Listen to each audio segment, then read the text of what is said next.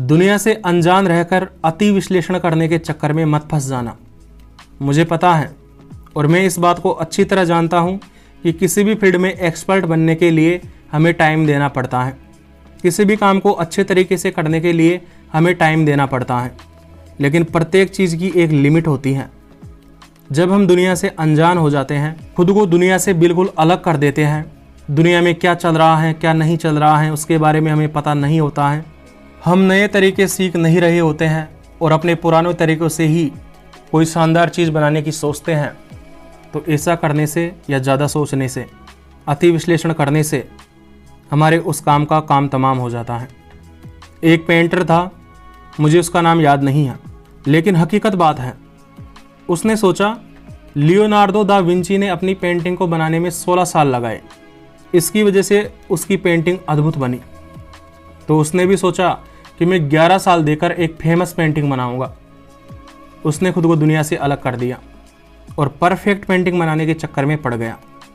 बार बार गलतियां करने से बचने लगा। अंत में मैं बताता हूँ क्या हुआ।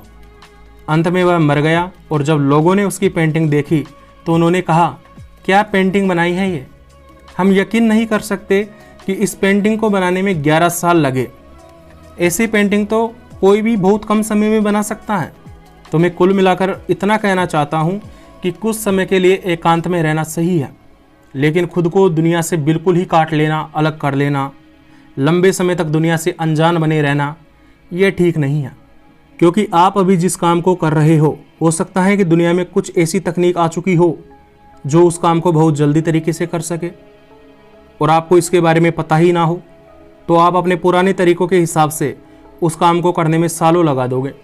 तो इससे बढ़िया तो यह है कि आप नई नई चीज़ों का ध्यान रखो, क्या क्या आधुनिक ज़माने में आ रहा है उन पे नज़र रखो।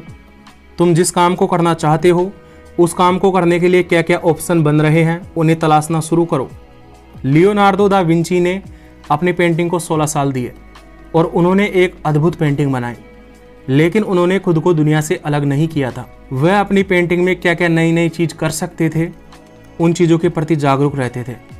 इस वजह से बार बार गलतियां करके सुधार करने की वजह से वो बढ़िया पेंटिंग बनाते थे। एक बार में परफेक्ट बनाने की कोशिश करोगे तो समय बर्बाद करोगे और अपना दिमाग खराब करोगे।